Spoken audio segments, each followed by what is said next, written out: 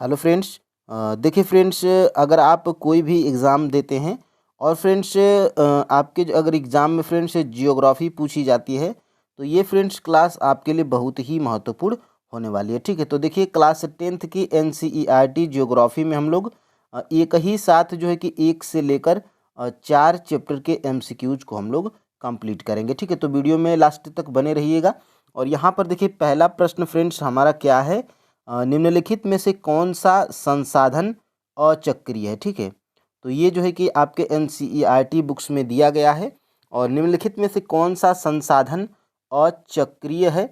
तो देखिए फ्रेंड्स यहाँ पर जो है कि आपका ऑप्शन नंबर ए बिल्कुल राइट आंसर हो जाएगा। ठीक है, यहाँ पर जो कोयला है फ्रेंड्स ये आपका जो है कि अचक्रीय संसाधन है। ठीक है, तो यहाँ पर फ्रेंड्स अब हम लोग आगे बढ़ते हैं और यहाँ पे देखते हैं दूसरा प्रश्न, जीवाश्म ईंधन निम्नलिखित में से किस प्रकार के संसाधनों के उदाहरण हैं। ठीक है, तो देखिए फ्रेंड्स जीवाश्म ईंधन ये जो होते हैं ये फ्रेंड्स आपके जो है कि अनवीकरणीय ऊर्जा के संसाधन होते हैं। ठीक है, तो ऑप्शन नंबर यहाँ पर जो है कि डी बिल्कुल राइट आंसर हो जाएगा। और जीवाश्म में देखिए क्या क्या आते हैं, तो फ्रेंड्स जीवाश्म में आपका जो है कि पेट्रोलियम हो गया। ठीक है, यहाँ पे पेट्रोलियम हो गया, ये आप जो है कि याद रखिएगा। ठीक है, अब फ्रेंड्स हम लोग जो है कि आगे बढ़ते हैं। भारत ने किस पंचवर्षीय योजना से संसाधन योजना के लक्ष्यों को प्राप्त करने के लिए ठोस प्रयास किए थे। यानी कि भारत जो है कि किस पंचवर्षीय योजना से संसाधन योजना के लक्ष्यों को प्राप्त करने के लिए ठोस प्रयास किए हैं। ठीक है, तो ये जो है कि आपकी फ्रेंड्स पहली पंचवर्षीय योजना से जो है कि भारत ने संसाधन योजना के लक्ष्यों को प्राप्त करने के लिए ठोस प्रयास किए थे। ठीक है, तो ऑप्शन नंबर यहाँ से ए बिल्कुल राइट आंसर हो जाएगा। ठीक है, अब हम लोग आगे बढ़ते हैं और देखिए जीवन की निरंतर गुणवत्ता और वैश्विक शांति के लिए क्या आवश्यक है। ठीक है, तो देखिए यहाँ पर जो है कि आपका संसाधनों का समान वितरण, ये संसाधनों का समान वितरण फ्रेंड्स जीवन की निरंतर गुणवत्ता और वैश्विक शांति के लिए आवश्यक है। ठीक है, तो ऑप्शन नंबर यहाँ से डी बिल्कुल राइट आंसर हो जाएगा। अब यहाँ से देखते हैं हम लोग, देखिए भूमंडलीय तापन और पर्यावरण प्रदूषण जैसे वैश्विक पारिस्थितिक संकटों के पीछे मुख्य कारण क्या है। ठीक है, तो ये है फ्रेंड्स आपका जो है कि संसाधनों का अंधाधुंध शोषण। यहाँ पे फ्रेंड्स आपका ऑप्शन नंबर जो है कि सी बिल्कुल राइट आंसर हो जाएगा। ठीक है, और फ्रेंड्स अगर आप कोई भी एग्ज़ाम देते हैं ये क्लास आपको जो है कि हेल्प करेगी। ठीक है, अगर आप फ्रेंड्स रेलवे ग्रुप डी के एग्ज़ाम्स की तैयारी कर रहे हैं या तो फ्रेंड्स आप जो है कि बिहार स्टेट की तैयारी कर रहे हैं। ठीक है, बिहार स्टेट की तैयारी कर रहे हैं या BPSC TRE की तैयारी कर रहे हैं, आप जो है कि कोई भी एग्ज़ाम्स की तैयारी करते हैं जहाँ पर जियोग्राफी पूछी जाती है तो फ्रेंड्स ये क्लास आपके लिए महत्वपूर्ण है। ठीक है, देखिए यहाँ पे भूमंडलीय तापन और पर्यावरण प्रदूषण जैसे वैश्विक पारिस्थितिक संकटों के पीछे मुख्य कारण क्या है, तो यहाँ पर फ्रेंड्स संसाधनों का अंधाधुंध शोषण। ठीक है, तो यहाँ पे ऑप्शन नंबर जो है कि सी बिल्कुल राइट आंसर हो जाएगा। और यहाँ पे देखते हैं हम लोग 6 नंबर का प्रश्न, निम्नलिखित में से कौन मानव निर्मित संसाधन है। ठीक है, तो देखिए फ्रेंड्स कॉमन सेंस अगर आप लगाएंगे तो ये जो मशीनें हैं फ्रेंड्स ये आपकी मानव निर्मित संसाधन है। ठीक है, तो ऑप्शन नंबर यहाँ पर जो है कि सी बिल्कुल राइट आंसर हो जाएगा। और ये पेट्रोलियम ये आपका जो है कि जीवाश्म है और वन भी आपका जो है कि यहाँ पे ये प्राकृतिक है और भूमि भी आपकी जो है कि प्राकृतिक है। ठीक है, तो यहाँ पे मानव निर्मित की बात करेंगे तो मानव निर्मित जो है कि संसाधन ये आपकी मशीनें हैं। ठीक है, अब हम लोग आगे बढ़ते हैं और यहाँ से देख लेते हैं 7 नंबर के प्रश्न को। देखिए गांधी जी के अनुसार निम्न में से कौन सा वैश्विक स्तर पर संसाधन की कमी का मूल कारण है। ठीक है, तो गांधी जी ये जो है कि अपना मत दिए थे फ्रेंड्स। देखिए यहाँ पे ऑप्शन नंबर सी बिल्कुल राइट आंसर है, लालची और स्वार्थी व्यक्ति तथा आधुनिक प्रौद्योगिकी की शोषणात्मक प्रवृत्ति, ये जो है कि गांधी जी का मत है। और ये जो है कि आपके क्लास 10th के NCERT जियोग्राफी के चैप्टर नंबर 1 में ये जो है कि दिया गया है। ठीक है, अब हम लोग यहाँ से आगे बढ़ते हैं। देखिए भारत में इनमें से किस क्षेत्र में खनिजों और जीवाश्म ईंधन के समृद्ध भंडार हैं। ठीक है, तो देखिए फ्रेंड्स, भारत में जो है कि इनमें से पठार में फ्रेंड्स खनिजों और जीवाश्म ईंधन के समृद्ध भंडार हैं। ठीक है, तो ऑप्शन नंबर यहाँ से सी बिल्कुल राइट आंसर हो जाएगा। अब यहाँ से आगे बढ़ते हैं और यहाँ से देखते हैं हमारे देश में जंगलों और वनों के लिए कितना वांछित क्षेत्र है। ठीक है, तो देखिए फ्रेंड्स, हमारे देश की बात करेंगे तो 33% जो है कि वनों के लिए वांछित क्षेत्र है। ठीक है, तो ऑप्शन नंबर यहाँ से डी बिल्कुल राइट आंसर हो जाएगा। ठीक है, और ये जो है कि राष्ट्रीय वन नीति 1952 के तहत जो है कि ये आपका 33% वांछित क्षेत्र है। ठीक है, तो याद रखिएगा। और यहाँ से अगले प्रश्न की तरफ बढ़ते हैं। देखिए, संसाधनों को उनकी उत्पत्ति के आधार पर कैसे वर्गीकृत किया जा सकता है। ठीक है, तो देखिए, संसाधनों को उनकी उत्पत्ति के आधार पर जो है कि ये फ्रेंड्स आपका जैविक एवं अजैविक, ये आपका जो है कि उत्पत्ति के आधार पर है। यहाँ पे ये आपको जो है कि याद रखना है। ठीक है, तो जैविक और अजैविक की बात करेंगे तो ये जो है कि उत्पत्ति के आधार पर संसाधनों को वर्गीकृत किया जा सकता है। ठीक है, अब हम लोग फ्रेंड्स यहाँ से आगे बढ़ते हैं अपने जो है कि 11 नंबर के प्रश्न को। देखिए, निम्नलिखित में से किस राज्य में अति पशुचारण भूमि निम्नीकरण के लिए जिम्मेदार है। ठीक है, तो देखिए फ्रेंड्स, ये आपका जो है कि बहुत ही चर्चित प्रश्न है और बीपीएससी में बहुत बार पूछा जा चुका है और यूपीएससी में भी बहुत बार पूछा जा चुका है कि निम्नलिखित में से किस राज्य में अति पशुचारण भूमि निम्नीकरण के लिए जिम्मेदार है। ठीक है, तो यहाँ पर फ्रेंड्स आपका जो है कि ऑप्शन नंबर बी बिल्कुल राइट आंसर हो जाएगा। देखिए यहाँ से मध्य प्रदेश और राजस्थान, इसमें फ्रेंड्स देखिए पशुचारण भूमि के निम्नीकरण के लिए जिम्मेदार है। ठीक है, तो ऑप्शन नंबर यहाँ से जो है कि यहाँ से ऑप्शन नंबर बी बिल्कुल राइट आंसर हो जाएगा। और राज्य की बात करेंगे तो फ्रेंड्स इसमें जो है कि गुजरात भी शामिल है। ठीक है, इसमें गुजरात भी शामिल है और इसमें जो है कि महाराष्ट्र भी शामिल है। ठीक है, तो ये आप जो है कि याद रखिएगा, महाराष्ट्र भी है, गुजरात भी है, मध्य प्रदेश और राजस्थान इनमें जो है कि अति पशुचारण भूमि निम्नीकरण के लिए जिम्मेदार है। ठीक है, अब हम लोग आगे बढ़ते हैं और यहाँ से जब मिट्टी के पानी के माध्यम से, यानी कि यहाँ पे देखिए, जब मिट्टी के पानी के माध्यम से पानी की कटौती चलती है और गहरे चैनल बनाते हैं तो वे होते हैं। ठीक है, तो देखिए फ्रेंड्स, गहरे जो चैनल बनाते हैं वो होते हैं अवनालिका अपर्दन। ठीक है, तो इसको हम लोग अवनालिका अपर्दन बोलते हैं। ऑप्शन नंबर यहाँ से ए बिल्कुल राइट आंसर हो जाएगा। ठीक है, अब हम लोग आगे बढ़ते हैं। निम्नलिखित में से कौन सा जैविक संसाधनों का एक उदाहरण है। ठीक है, तो जैविक संसाधनों का उदाहरण जो है कि ये आपका पशु है। ऑप्शन नंबर यहाँ पर जो है कि डी बिल्कुल राइट आंसर हो जाएगा। ठीक है, ये जो है कि जैविक संसाधनों का एक उदाहरण है। अब हम लोग फ्रेंड्स आगे बढ़ते हैं अगले प्रश्न की तरफ। देखिए, इनमें से कौन सा जैविक संसाधन नहीं है। तो देखिए फ्रेंड्स, इनमें से जो है कि कौन सा जैविक संसाधन नहीं है, तो ये जो है कि आपका इसका राइट आंसर क्या है, चट्टानें।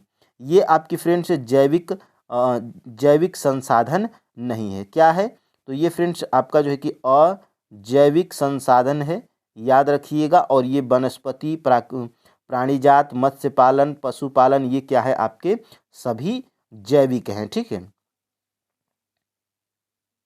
जैविक संसाधन नहीं है। ठीक है, तो यहाँ पे चट्टानें आपके जैविक संसाधन नहीं है। अब देखिए फ्रेंड्स, यहाँ से इनमें से किस प्रांत में सीढ़ीदार खेती की जाती है। तो देखिए फ्रेंड्स, सीढ़ीदार खेती की बात की जाएगी तो यहाँ पे उत्तरांचल में जो है कि सीढ़ीदार या सोपान नाम की कृषि होती है। ऑप्शन नंबर यहाँ पर जो है कि डी बिल्कुल राइट आंसर हो जाएगा। और यहाँ से अगले प्रश्न की तरफ बढ़ते हैं। निम्नलिखित में से कौन सी मृदा भारत के सबसे विस्तृत क्षेत्र में पाई जाती है और भारत के लिए अति महत्वपूर्ण मिट्टी है। ठीक है, तो वो फ्रेंड्स आपकी जो है कि जलोढ़ मृदा है।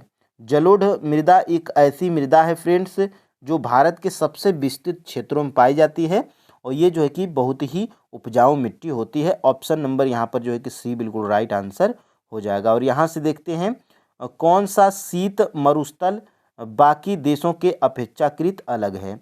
तो देखिए फ्रेंड्स, ये जो है कि आपका ये जो लद्दाख है ये शीत मरुस्थल बाकी देशों से अलग है। ऑप्शन नंबर यहाँ से जो है कि सी बिल्कुल राइट आंसर हो जाएगा। ठीक है, और यहाँ से आगे बढ़ते हैं। देखिए, पंजाब में भूमि निम्नीकरण का निम्नलिखित में से मुख्य कारण क्या है। ठीक है, तो पंजाब में जो है कि भूमि निम्नीकरण का जो है कि मुख्य कारण फ्रेंड्स अधिक सिंचाई है। यहाँ पर ऑप्शन नंबर जो है कि सी बिल्कुल राइट आंसर हो जाएगा, और ये महत्वपूर्ण भी है, आप जो है कि इसको याद रख सकते हैं। ठीक है, अब हम लोग आगे बढ़ते हैं। यहाँ से संसाधन जो एक क्षेत्र में पाए जाते हैं लेकिन उनका उपयोग नहीं होता है कहलाते हैं। ठीक है, तो देखिए यहाँ से जो है कि आपका संभाव्य संसाधन एक जो है कि ऐसे संसाधन है जो एक क्षेत्र में पाए जाते हैं लेकिन इनका जो है कि उपयोग नहीं होता है, वो संभाव्य संसाधन कहलाते हैं। ठीक है, अब हम लोग यहाँ से आगे बढ़ते हैं। इनमें से कौन सा एक संसाधन नवीकरणीय संसाधन है। ठीक है, तो इनमें से जो है कि देखिए फ्रेंड्स, यहाँ पर ऑप्शन नंबर डी, ये जो ज्वारी ऊर्जा है ये आपका जो है कि नवीकरणीय संसाधन है। ठीक है, तो ऑप्शन नंबर यहाँ पर जो है कि डी बिल्कुल राइट आंसर हो जाएगा। और यहाँ से अगले प्रश्न की तरफ बढ़ते हैं। अत्यधिक निछालन द्वारा बनी मिट्टी है, यानी कि अत्यधिक निछालन द्वारा जो मिट्टी बनती है इसे हम लोग क्या बोलते हैं, तो इसे हम लोग फ्रेंड्स लेटेराइट मिट्टी बोलते हैं। ऑप्शन नंबर यहाँ से सी बिल्कुल राइट आंसर हो जाएगा। ठीक है, और यहाँ से आगे बढ़ते हैं फ्रेंड्स। देखिए, निम्नलिखित में से कौन सा प्राकृतिक संसाधन नहीं है। ठीक है, तो इनमें से जो है कि प्राकृतिक संसाधन जो है कि फ्रेंड्स आपका ये भवन जो है ये मानव निर्मित संसाधन है। ऑप्शन नंबर यहाँ पर जो है कि बी बिल्कुल राइट आंसर हो जाएगा। ठीक है, और ये भूमि, जल और खनिज ये क्या हैं, तो ये सभी प्राकृतिक संसाधन हैं। ठीक है, अब हम लोग आगे बढ़ते हैं। यहाँ से 23 नंबर के प्रश्न की तरफ। पुराना जलोढ़ मिट्टी को किस नाम से जाना जाता है। तो देखिए फ्रेंड्स, जो पुरानी जलोढ़ मिट्टी होती है और इसको जो है कि हम लोग बांगर के नाम से जानते हैं। ऑप्शन नंबर सी बिल्कुल राइट आंसर हो जाएगा। और नई जलोढ़ मिट्टी की बात करेंगे तो नई जलोढ़ मिट्टी की बात करेंगे तो नई जलोढ़ मिट्टी को जो है कि हम लोग खादर के नाम से जानते हैं। ठीक है, तो ये दो प्रश्न यहाँ से बन सकता है। और हम लोग फ्रेंड्स आगे बढ़ते हैं। काली मिट्टी को किन नामों से जाना जाता है। ठीक है, तो काली मिट्टी को जो है कि इसको फ्रेंड्स आपका यहाँ से रेगर या काली या कपास मृदा के नाम से जाना जाता है। ये जो है कि आपका ऑप्शन नंबर सी बिल्कुल राइट आंसर हो जाएगा, ए और बी दोनों। ठीक है, तो ए और बी जो है कि दोनों यहाँ पर सही है। काली मृदा को रेगर के नाम से या कपास मृदा के नाम से जानते हैं। ठीक है, अब हम लोग यहाँ से आगे बढ़ते हैं। मरुस्थलीय मृदा कैसी होती है। ठीक है, तो देखिए फ्रेंड्स, ये जो मरुस्थलीय मृदा होती है ये आपकी रेतीली या लवणी होती है। ठीक है, तो ऑप्शन नंबर यहाँ से ए बिल्कुल राइट आंसर हो जाएगा। ठीक है, और फ्रेंड्स अब हम लोग यहाँ से चैप्टर नंबर आपका ये 1 कंप्लीट होता है। और इसमें देखिए क्या दिया गया है प्रश्न में कि पंजाब में भूमि निम्नीकरण का निम्नलिखित में से मुख्य कारण क्या है। तो अधिक सिंचाई ऊपर आप लोग कर चुके हैं। निम्नलिखित में से किस प्रांत में सीढ़ीदार सोपानी खेती की जाती है। तो ये जो है कि उत्तराखंड में, जिसको जो है कि बाद में इसका नाम चेंज करके उत्तरांचल कर दिया गया था। ठीक है, और यहाँ से इनमें से किस राज्य में काली मृदा मुख्य रूप से पाई जाती है। तो महाराष्ट्र में। ठीक है, महाराष्ट्र में, और यहाँ पे मध्य प्रदेश, छत्तीसगढ़, सौराष्ट्र और मलवा, ये आप जो है कि याद रखिएगा। और यहाँ से फ्रेंड्स आपका स्टार्ट होता है चैप्टर नंबर 2। ठीक है, तो देखिए यहाँ से 9 नवंबर 2000 को उत्तरांचल राज्य भारत का 27वां राज्य उत्तर प्रदेश से अलग करके बनाया गया था। और जनवरी 2007 में नए राज्य ने अपना नाम बदलकर उत्तराखंड कर दिया था। ठीक है, तो ये उत्तरांचल ऊपर जो आपको दिख रहा था यहाँ पे, ये आपको क्लियर हो गया। ठीक है, अब फ्रेंड्स हम लोग जो है कि चैप्टर नंबर जो है कि 2 के MCQs को कंप्लीट करेंगे। ठीक है, चैप्टर 1 जो है कि जितने महत्वपूर्ण जो है कि प्रश्न थे वो आपके हो गए हैं। अब चैप्टर नंबर 1, ये चैप्टर नंबर यहाँ पे हम लोग 2 को कंप्लीट करेंगे। ठीक है, तो देखिए सुंदरवन राष्ट्रीय पार्क किस राज्य में स्थित है। ठीक है, तो ये जो फ्रेंड्स आपका सुंदरवन राष्ट्रीय पार्क है ये आपका जो है कि पश्चिम बंगाल में है।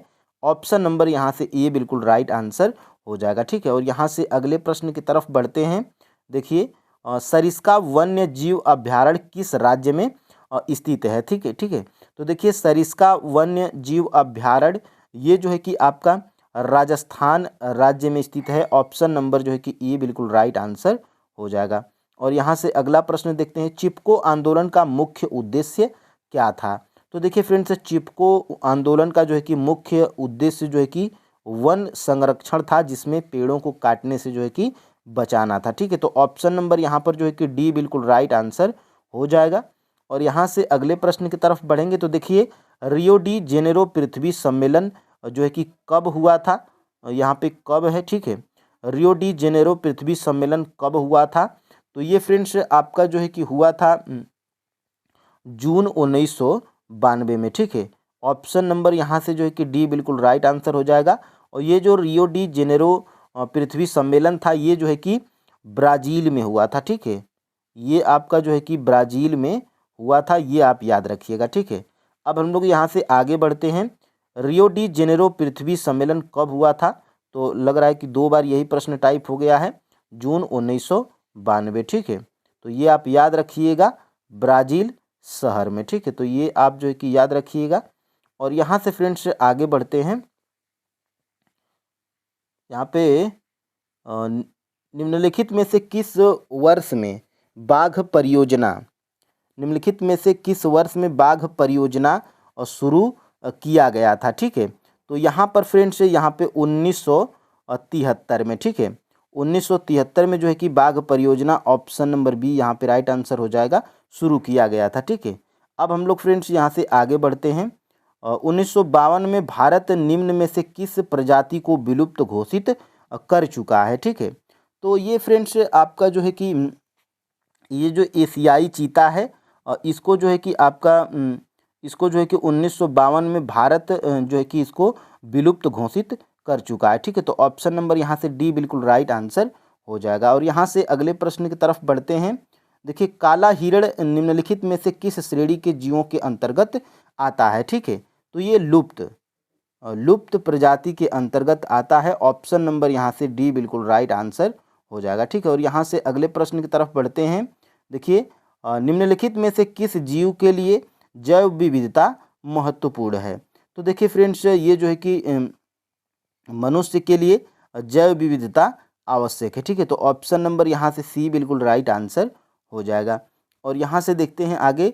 1991 में संरक्षित प्रजातियों की सूची में पहली बार किस प्रजाति को शामिल किया गया था। ठीक है, तो इसमें पौधों को शामिल किया गया था। ऑप्शन नंबर यहाँ से सी बिल्कुल राइट आंसर हो जाएगा। 1991 में संरक्षित प्रजातियों की सूची में पहली बार जो है कि पौधों को जो है कि यहाँ पे शामिल किया गया था। ठीक है, अब हम लोग आगे बढ़ते हैं। यहाँ से 1980 और 1986 के तहत किनको संरक्षित जातियों में शामिल किया गया।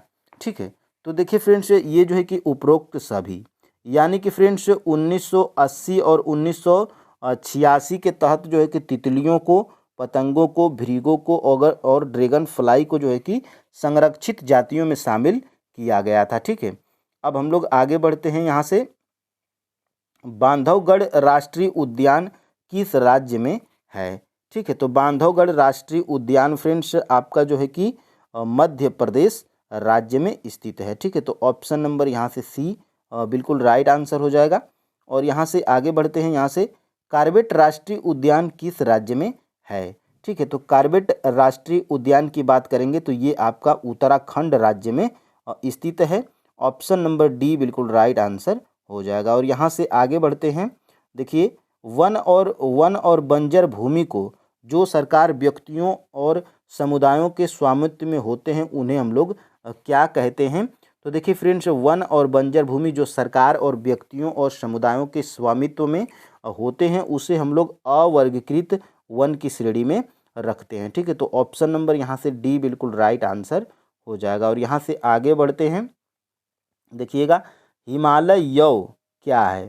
तो फ्रेंड्स देखिए हिमालय यव जो है कि यह एक प्रकार का एक औषधीय पौधा है जिसका जिक्र आपके NCERT बुक्स में किया गया है। ठीक है, तो हिमालय यव जो है कि एक औषधि पौधा है। ऑप्शन नंबर बी यहाँ पे राइट आंसर है। और देखिए यहाँ पे 16 नंबर के प्रश्न को देखेंगे। देखिए निम्नलिखित में से कौन भारत के वनों और वन्य जीव संसाधनों के प्रबंधन का प्रभारी है। ठीक है, तो ये जो है कि आपका राइट आंसर क्या है, वन विभाग। तो ये सब जानकारी जो है कि आपका वन विभाग ही तो रखेगा। और यहाँ पे वनों और वन्यजीव संसाधनों के प्रबंधन का प्रभारी कौन होता है, तो वन विभाग होता है। ठीक है, अब हम लोग यहाँ से अगले प्रश्न की तरफ बढ़ते हैं। देखिए, विभिन्न प्रकार के पौधों और प्रणालियों को विभिन्न प्राणियों में निर्धारित कौन सी एजेंसी करती है। ठीक है, तो ये फ्रेंड्स आपकी जो है कि एजेंसी कौन सी है, तो ये जो है कि आपकी IUCN यानी कि अंतर्राष्ट्रीय प्राकृतिक संरक्षण और प्राकृतिक संसाधन संरक्षण संघ, जिसको हम लोग शार्ट में क्या बोलते हैं, IUCN। ठीक है, तो ये जो है कि ये आपकी एजेंसी विभिन्न प्रकार के पौधों और प्राणियों को जो है कि निर्धारण करती है। ठीक है, तो ऑप्शन नंबर यहाँ से बी बिल्कुल राइट आंसर हो जाएगा। और यहाँ से आगे हम लोग बढ़ते हैं। देखिए, निम्नलिखित में से कौन सा पक्षी द क्रिटिकल प्रजाति की श्रेणी में नहीं आता है। ठीक है, तो ये फ्रेंड्स आपका जो है कि इसमें ये इसका जो है कि राइट आंसर क्या है, मोर।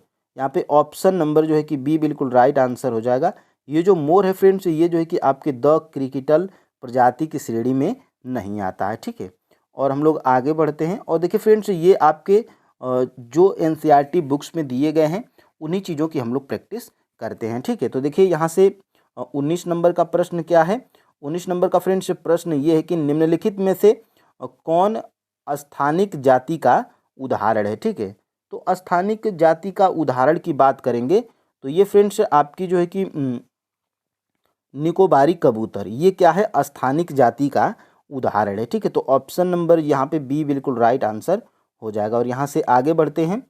उड़ीसा और बिहार की जनजातियाँ शादी के दौरान किस वृक्ष की पूजा करती हैं। ये आपके TRE के एग्जाम्स में ही पूछ लिया गया था। कौन, TRE 1 में ही। ठीक है, PRT में। इसलिए फ्रेंड्स कुछ प्रश्न इसमें महत्वपूर्ण, यहाँ पे बहुत ज़्यादा महत्वपूर्ण हैं। और यहाँ से देखिएगा, उड़ीसा और बिहार की जनजातियाँ शादी के दौरान किस वृक्ष की पूजा करती हैं, तो ये इमली और आम की पूजा करती हैं। ऑप्शन नंबर यहाँ से ए बिल्कुल राइट आंसर हो जाएगा। ठीक है, और यहाँ से आगे बढ़ते हैं। यहाँ से देखिएगा, बीज बचाओ आंदोलन क्या था। ठीक है, तो देखिए फ्रेंड्स, बीज बचाओ आंदोलन आपके टिहरी के किसानों द्वारा बिना रासायनिक खाद के फसलों का उत्पादन, ये बीज बचाओ आंदोलन यही था। ठीक है, तो ऑप्शन नंबर फ्रेंड्स यहाँ से जो है कि बी बिल्कुल राइट आंसर हो जाएगा। और यहाँ से आगे बढ़ते हैं। राजस्थान के अलवर जिले के 5 गाँव के लोगों ने 1200 हेक्टेयर वन भूमि भैरव देव डाकौ सेंचुरी घोषित कर दी। इसका क्या उद्देश्य था।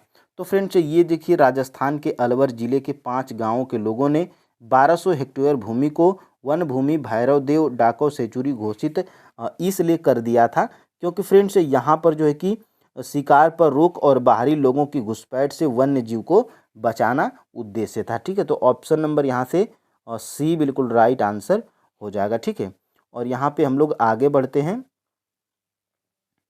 यहाँ पे देख लेते हैं। और यहाँ से ये चैप्टर भी आपका जो है कि कंप्लीट होता है, चैप्टर नंबर 2।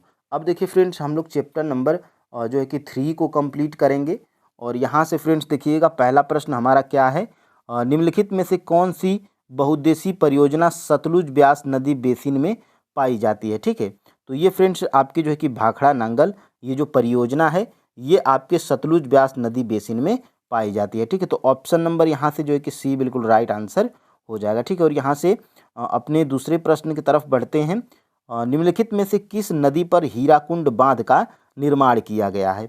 तो देखिए फ्रेंड्स, हीराकुंड बांध का निर्माण जो है कि आपके महानदी पर किया गया है। ऑप्शन नंबर जो है कि सी बिल्कुल राइट आंसर हो जाएगा। ठीक है, और यहाँ से आगे बढ़ते हैं। राजस्थान में छत वर्षा जल संग्रहण को कहा जाता है। ठीक है, तो इसको फ्रेंड्स कहा जाता है टांका। टांका के नाम से जो है कि राजस्थान में जो छत वर्षा जल संग्रहण को क्या बोला जाता है, तो जो है कि यहाँ पे टांका के नाम से जाना जाता है। ठीक है, तो ऑप्शन नंबर यहाँ से सी बिल्कुल राइट आंसर है। और यहाँ से देखिएगा, निम्नलिखित में से किस राज्य में बांस ड्रिप सिंचाई प्रणाली प्रचलित है। ठीक है, तो बांस ड्रिप सिंचाई प्रणाली फ्रेंड्स ये आपके जो है कि कहाँ पर, तो ऑप्शन नंबर डी मेघालय में। ठीक है, मेघालय में जो है कि बांस ड्रिप सिंचाई प्रणाली प्रचलित है। ऑप्शन नंबर यहाँ पर डी बिल्कुल राइट आंसर है।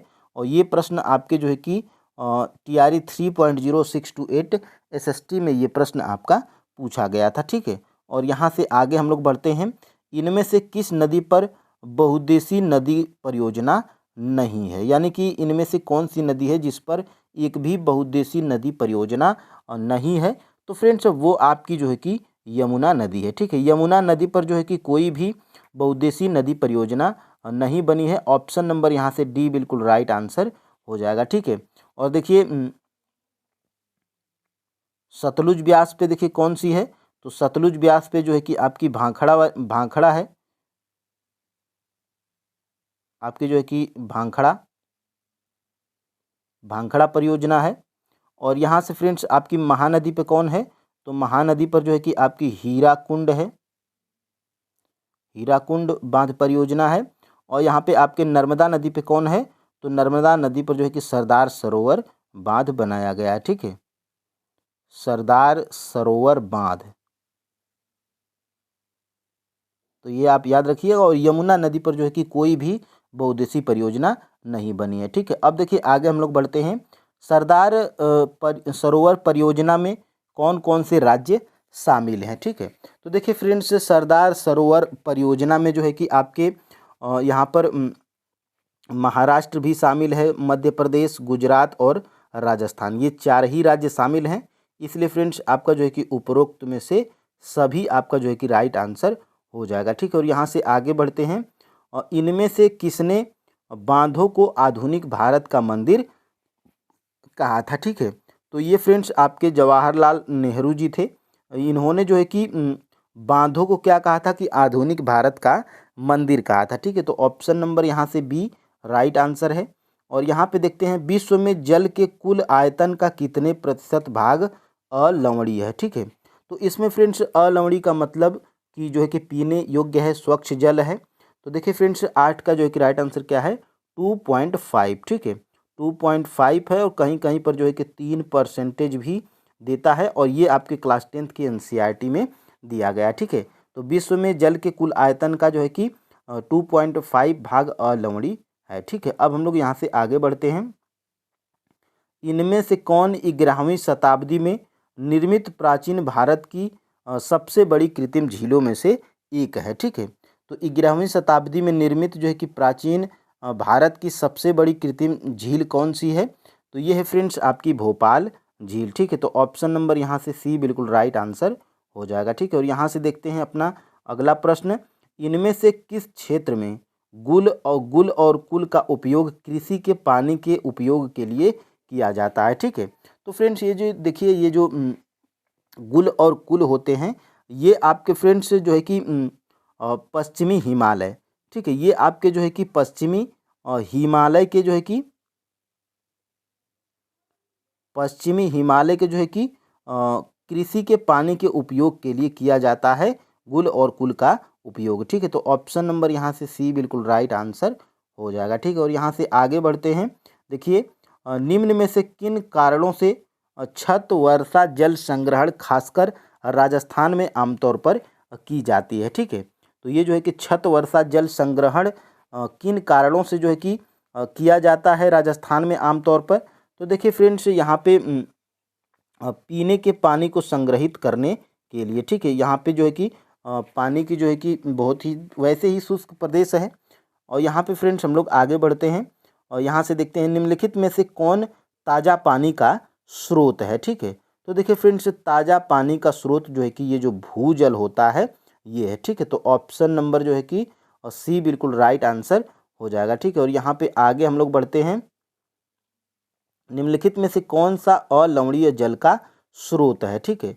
तो अलवणीय जल का स्रोत देखिए वर्षण भी है, सतही जल, भौम जल, ये सभी क्या हैं, अलवणीय जो है कि जल के स्रोत हैं, ठीक है। तो ऑप्शन नंबर यहाँ से डी बिल्कुल राइट आंसर हो जाएगा, ठीक है। अब हम लोग यहाँ से आगे बढ़ते हैं, पहाड़ी और पर्वतीय क्षेत्रों में वर्षा जल संग्रहण के लिए निम्नलिखित में से कौन सी विधि अपनाई जाती है, ठीक है।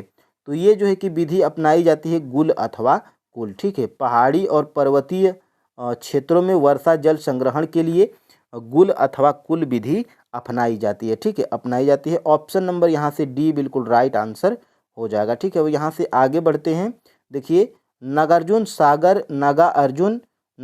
सागर बांध किस नदी पर स्थित है। ठीक है, तो देखिए फ्रेंड्स, नागार्जुन सागर बांध जो है कि ये आपके कृष्णा नदी पर स्थित है। ठीक है, तो ऑप्शन नंबर यहाँ से जो है कि सी बिल्कुल राइट आंसर हो जाएगा। और यहाँ से आगे बढ़ते हैं।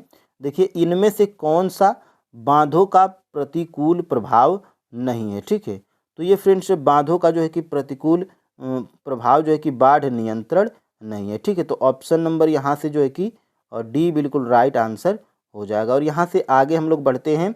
निम्नलिखित में से कौन सा पर्यावरणीय नुकसान बहुउद्देशीय परियोजनाओं के कारण नहीं होता है। ठीक है, तो देखिए फ्रेंड्स, बहुउद्देशीय परियोजनाओं के कारण जो है कि कौन सा पर्यावरणीय नुकसान नहीं होता है, तो ज्वालामुखी गतिविधि ये जो है कि आपके बहुउद्देशीय परियोजनाओं के कारण नहीं होता है। ठीक है, तो ऑप्शन नंबर यहाँ पर जो है कि डी बिल्कुल राइट आंसर हो जाएगा। और यहाँ से फ्रेंड्स हम लोग आगे बढ़ते हैं। इनमें से कौन सी जलीय कृतियाँ प्राचीन काल की विशेषता नहीं है। ठीक है, तो फ्रेंड्स इनमें से जो है कि ये आपके बहुउद्देशीय नदी घाटी परियोजनाएं ये क्या हैं, तो ये प्राचीन काल की विशेषता नहीं है। ठीक है, और ये जो है कि पत्थर के मलबे से बने बांध, जलाशय या झीलें, तटबंध या नहरें, ये सभी क्या हैं, तो ये आपकी प्राचीन काल की विशेषताएं हैं। ठीक है, अब हम लोग फ्रेंड्स आगे बढ़ते हैं। यहाँ से निम्नलिखित में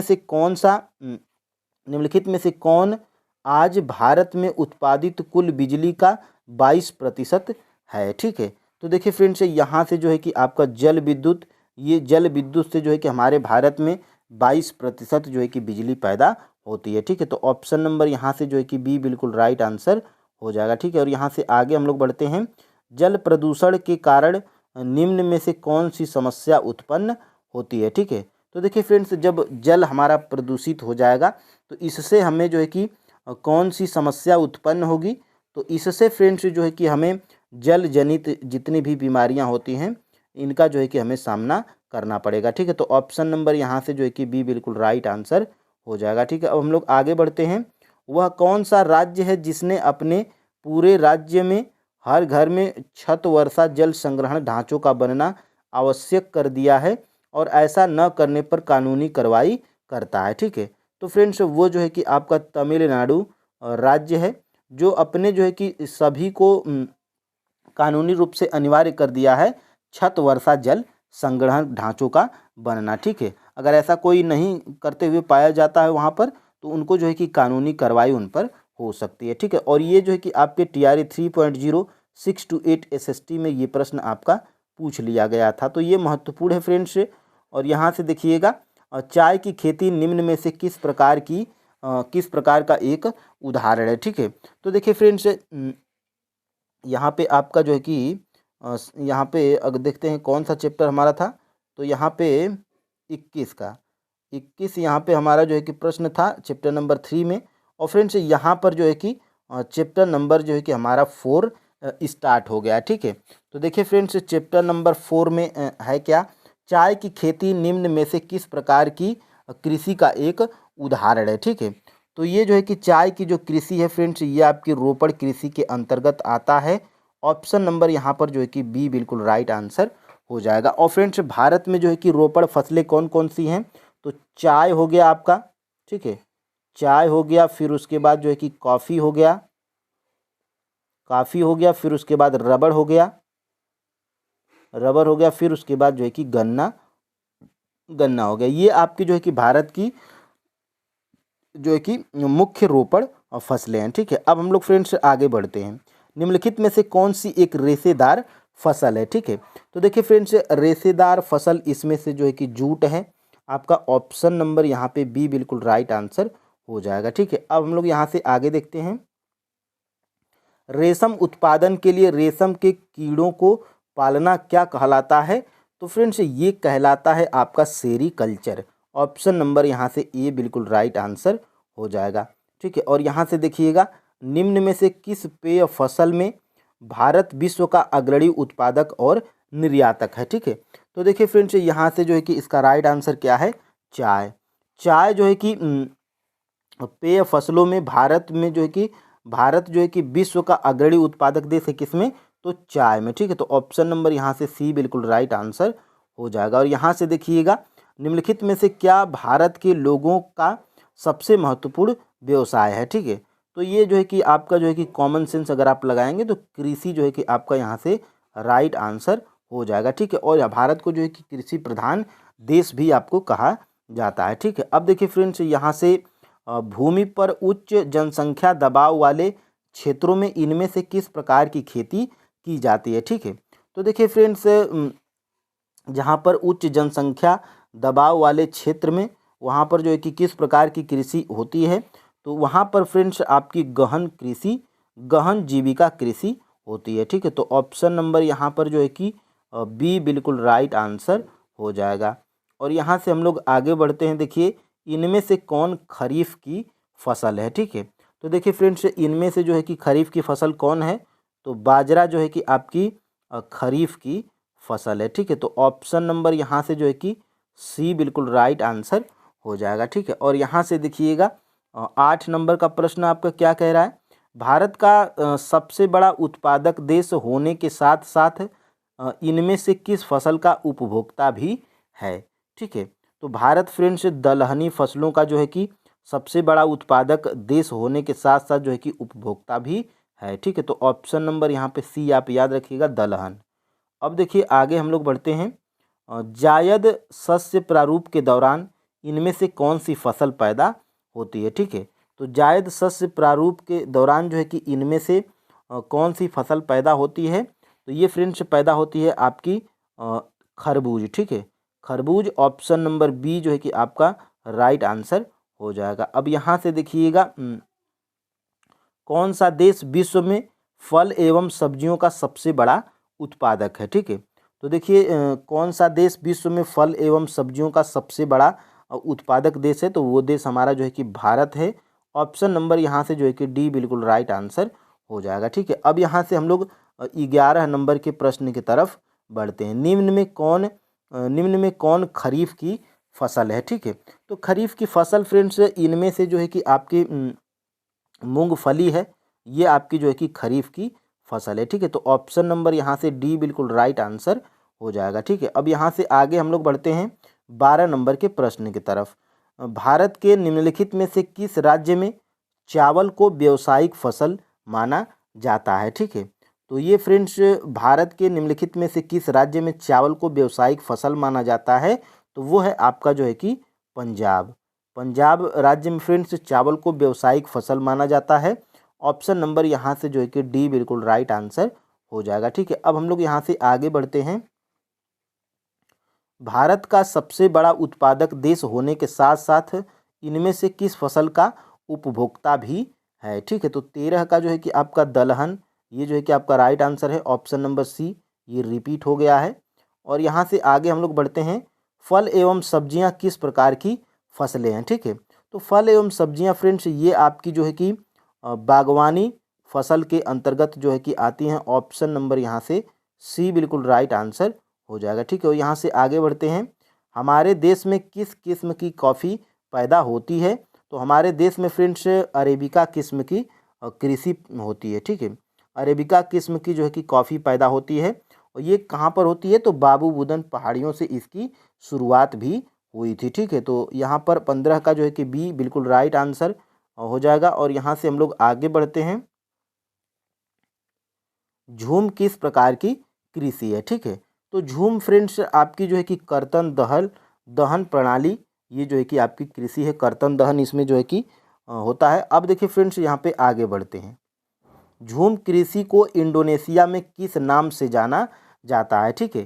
तो झूम कृषि को फ्रेंड्स इंडोनेशिया में जो है कि इंडोनेशिया में लद्दांग के नाम से जाना जाता है, ठीक है। तो ऑप्शन नंबर यहाँ से सी बिल्कुल राइट आंसर हो जाएगा। और यहाँ से आगे हम लोग बढ़ते हैं। निम्न में से कौन सी फसल उष्ण और उपोष्ण कटिबंधी फसल है, ठीक है। तो देखिए फ्रेंड्स उष्ण और उपोष्ण कटिबंधी फसल के जो है कि अंतर्गत कौन सा आता है, तो ये आपका जो है कि आता है गन्ना। गन्ना फ्रेंड्स आपका उष्ण और उपोष्ण कटिबंधी फसल है। ऑप्शन नंबर यहाँ से ये बिल्कुल राइट आंसर हो जाएगा, ठीक है। और यहाँ से देखते हैं अपना, और देखिए यहाँ से गन्ने का सबसे बड़ा उत्पादक देश कौन सा है, तो गन्ने का जो है कि सबसे बड़ा जो है कि उत्पादक देश आपका फ्रेंड्स ब्राज़ील है। ब्राज़ील, ऑप्शन नंबर जो है कि बी बिल्कुल राइट आंसर हो जाएगा। पहले स्थान पे जो है कि ब्राज़ील है और दूसरे स्थान पे गन्ना उत्पादन में कौन है? तो फ्रेंड्स हमारा जो है कि भारत है। ठीक है, तो ये आप जो है कि याद रखिएगा। और यहाँ से आगे बढ़ते हैं। भूदान आंदोलन से कौन जुड़े थे? ठीक है, तो देखिए फ्रेंड्स, भूदान आंदोलन से आपके विनोबा भावे जुड़े थे। ऑप्शन नंबर यहाँ से जो है कि बी बिल्कुल राइट आंसर हो जाएगा। ठीक है, तो फ्रेंड्स यहाँ से आपके जो है कि 1 से लेकर 4 तक क्लास 10th की NCERT ज्योग्राफी में 1 से लेकर 4 तक चैप्टर के जितने भी महत्वपूर्ण प्रश्न थे हम लोग जो कि एक ही वीडियो में कंप्लीट किए हैं। तो फ्रेंड्स कमेंट करके बताइएगा कि क्लास आपको कैसी लगी। और फ्रेंड्स देखिए, उधर आपकी क्लास 9th की NCERT ज्योग्राफी की चैप्टर वाइज हम लोग MCQs कंप्लीट कर रहे हैं। तो वहाँ पर अगर आप उसको नहीं देखे हैं, ठीक है, तो फ्रेंड्स आप जो है कि उसको देख लीजिएगा। और फ्रेंड्स आज के लिए इतना ही। जय हिंद।